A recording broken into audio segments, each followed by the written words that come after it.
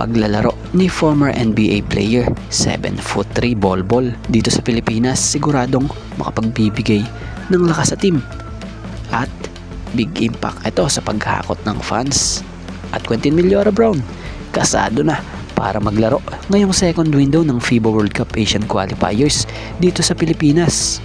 So yan nga ang mga good news nating tatalakayin sa mundo ng basketball dito sa ating bansa. Speaking of Quintin Meljora-Brown, sa wakas, tuluyan ang natapos ang issue sa pagitan ng kampo nitong si QMB at SBP. Ayon sa ilang nabasa, ay may isang influential man ang nagtrabaho behind sa pagplansya ng contract dispute na ito. Sa wakas, ito na talaga. Ang mahalaga ngayon, magkakaroon pa tayo ng isa pang legit na big man sa Gilas para sa second window besides Edu and Junmar Fajardo. Bukod pa doon, goods din yung pagkakadagdag kay Balti. So, ngayong nakabalik na sa Gilas Pilipinas si QMB, sana yung butas or spot na tong si Kai Sotto na hindi mapupunan, yung Balti muna yung ilagay sa spot. Dahil iba din ang kayang presensya na maitulong ng isang Justin Baltazar para sa Gilas.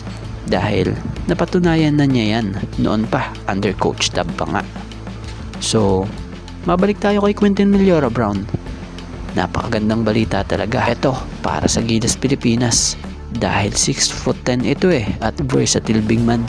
Lalo't mabibigat ang ating mga makakabangga ngayong second window. So, sa kabila man ng mga kung ano-anong naging issue lumabas patungkol kay QMB at maging dito kay Kai, ito na nga si QMB, handa talagang i-representa ang Pilipinas. So, si Kai Sotto, intindi natin dahil talagang mismong coach na netong si Kai Sotto ang humiling kila Coach Tim na hindi muna palaruin sa second window. Dahil na nga rin sa kakagaling lang din naman talaga ni Kai Sotto sa injury. So, katanggap-tanggap naman talaga yun.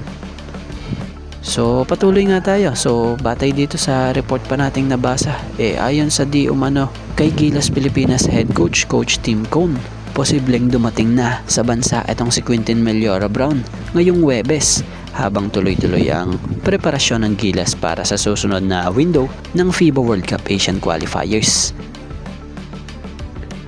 At patungkol tayo dito sa 7'3" big man import na maglalaro dito sa Pilipinas para maging import ng TNT Tropang 5G sa upcoming season 50 ng PBA Commissioner's Cup.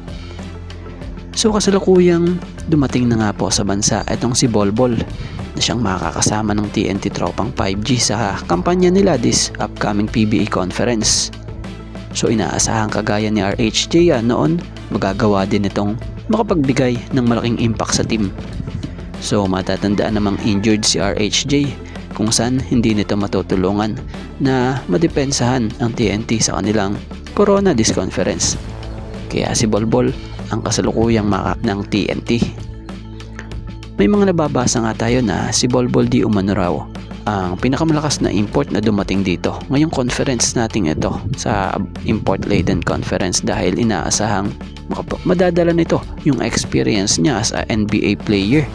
So fresh na fresh pa nga po ito from NBA tapos ngayon maglalaro sa PBA.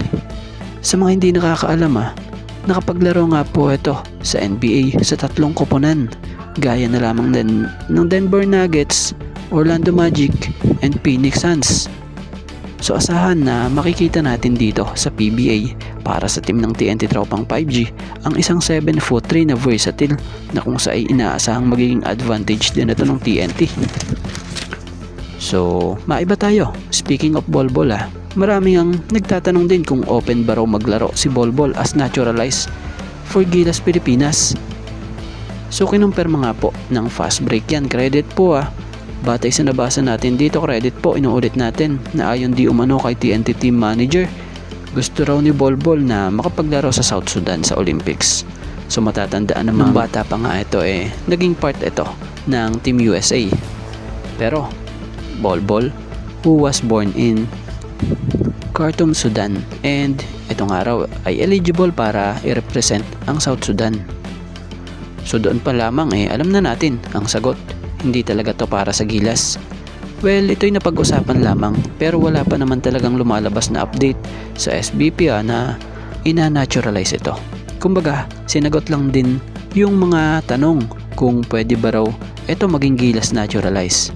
So sa ngayon, kung usapang gilas, mas kailangan natin yung small forward talaga siguro like JB and Benny Boatwright.